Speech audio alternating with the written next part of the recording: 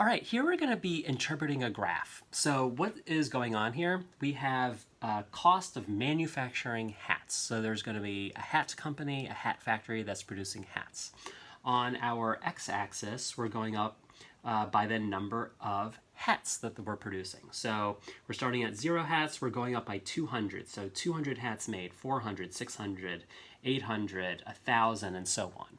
On the dependent axis, the y-axis, we're going up by how much cost that the factory is going to have to bear to be able to produce its product, in this case, hats.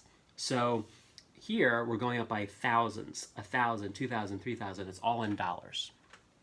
Okay, so here we have a starting point on the y-axis. Okay, this is called our fixed costs, okay?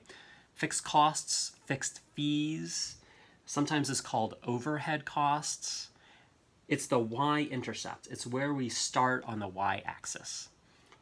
Let's interpret what that means, what that point is. That point is all of the costs that the factory endures before they ever produce any hats. So while they're still at 0 hats, before they've even produced anything, they had a lot of work to do behind the scenes. That's paying for the factory, that's paying for the land, or if you could think of it as like a monthly rent. It's keeping the lights on in the factory. They have to pay monthly utility bills for water and gas and electric. They have to have monthly payments for their employees and their salaries and their healthcare costs. All of these costs are considered the overhead costs, the fixed costs that the factory company has to pay before they can even get to the point where they can produce any hats. Okay, so that's why at 0 hats, they still have a cost that they have, and that's $3,000. Let's say that this is per month. So $3,000 per month they need to pay that, even if they don't produce any hats. Now, this is what we would call our y-intercept here, or our b in our y equals mx plus b equation. Okay, so this b is going to be 3,000. Right here. In this case, it's $3,000. All right. Now, if we do produce 200 hats, do you see that we're going up by 200s here? If we produce 200 hats, that means that our costs go up $1,000. So we start at 3,000, but now we're going up by 1,000.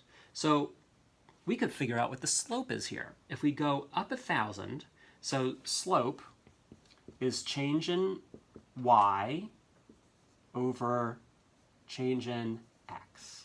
So here our y is our cost. So we're going up 1,000.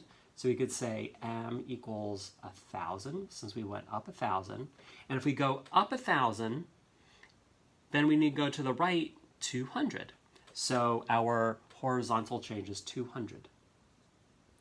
Now, make sure that you take note of what the scale is on the y and the x-axis. Here, the scale on the y-axis is going up by 1,000s, and the scale on the x-axis is going up by 200s. Just take that into account when you count each notch. Just be aware of what each notch, okay, is worth.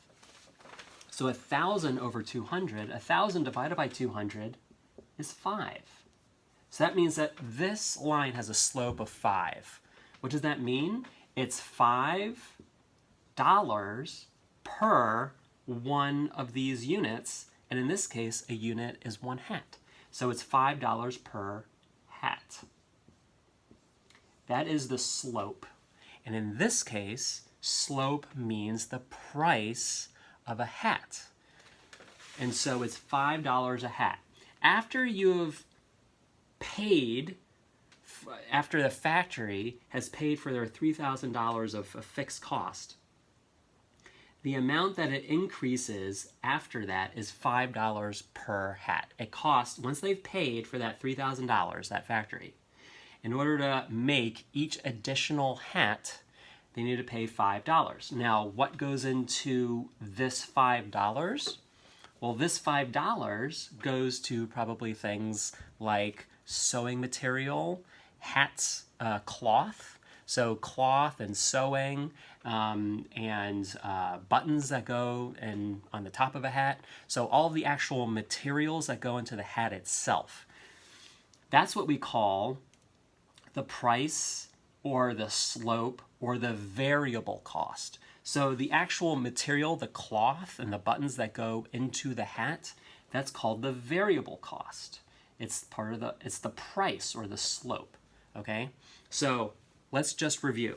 Here we start at the fixed cost or the overhead cost or the y-intercept. All of these will be, think of them as like the building and the lights. These are just examples of fixed costs. For the variable costs, it's the material, like the cloth, for instance, the cloth and the buttons that go into each hat, okay? And so we now see that the slope is 5, so it'll be y equals 5x plus 3,000. This is the equation that represents the cost of manufacturing for this company.